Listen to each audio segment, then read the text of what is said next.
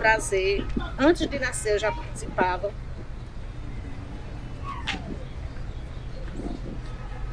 É uma vida. Para mim é uma vida. Uma alegria. É tudo. É um legado que eu carrego, que nunca posso esquecer, nunca posso deixar. Tiratema para mim é vida, alegria, dança, música. Quer dizer que Tiratema para mim é tudo. Uma família que sempre vai me perseguir em qualquer lugar que eu vá. Mesmo como eu morra hoje. Ele me persegue e eu persigo ele. E foi isso que eu aprendi. E nunca vou deixar.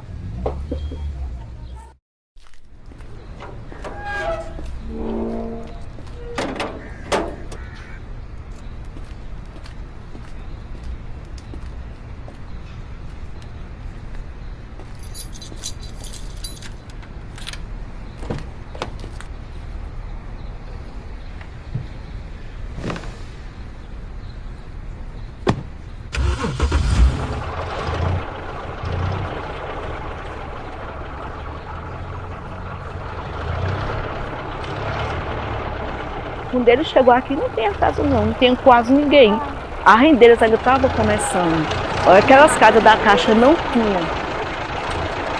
E a gente vinha pra cá, eles vieram pra cá, a gente morava no Riachão. Quando a gente saía, dia que a gente não tinha aula, não tinha trabalho, não tinha nada, a gente vinha e ficava com eles aqui. E o que ela dizia, ele dizia, nunca deixe cair. E é onde eu me junto com Maria José e com o Roberto e tento não cair.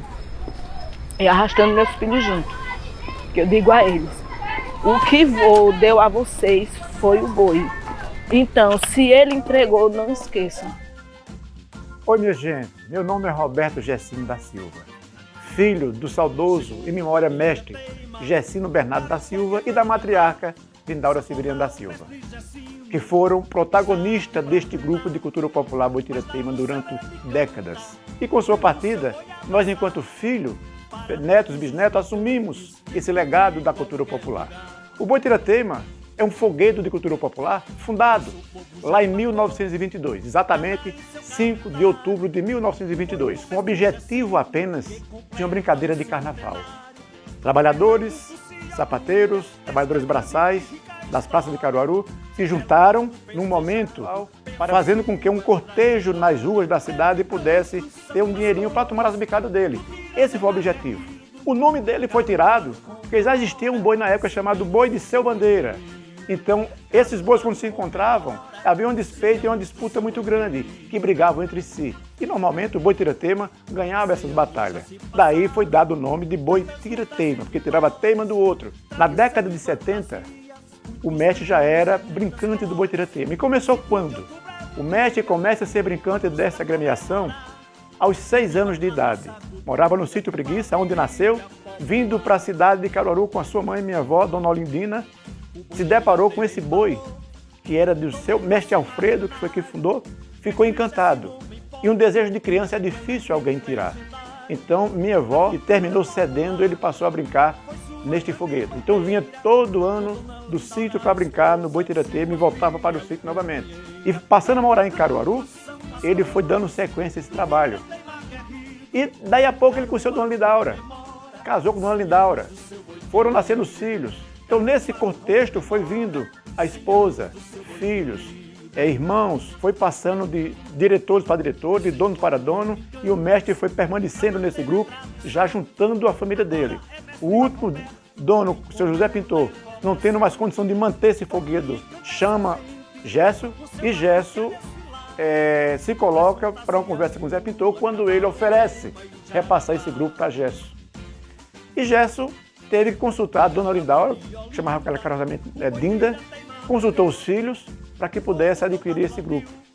Mas aí já vem que toda a turma já era praticamente família de Gesso. Gesso vai e aceita, passando a ser chamado daí por diante de mestre Gessino. Então vem caminhando com filhos, neto, bisneto, tataraneto, a família é grande, mas no ano de 2011 o mestre parte desse para o Oriente Eterno. E aí fica a matriarca Dona Lindaura na tutela dessa batuta. E aí, em 2017, Dona Lindaura, nossa matriarca, também parte para o Oriente Eterno, namorada do pai, com o mestre Gessino. Ficam os filhos. E Roberto teve a missão, continuar com esse legado, chamar os irmãos que estão vivos, que é o Adalberto, é a Maria, José, é Luciene, é Lindalva, Lúcia e Luiz. E nós damos sequência com o restante da família. Eu sinto a presença dele. Às vezes tem um problema, que tem uma apresentação, um não quer ir, outro não quer ir.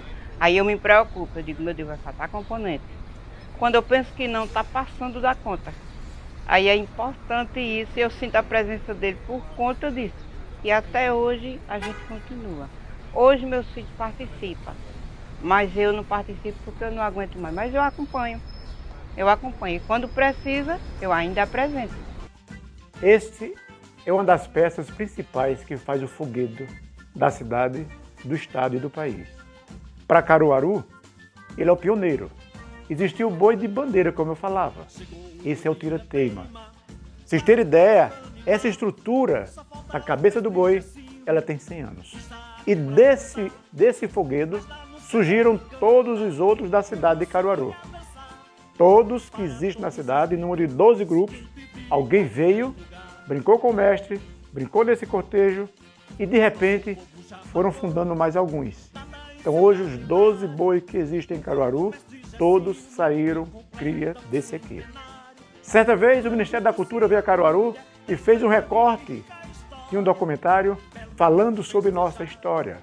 A matriarca era viva e, na fala dela, ela especificava que o seu filho mais velho estava perto dela.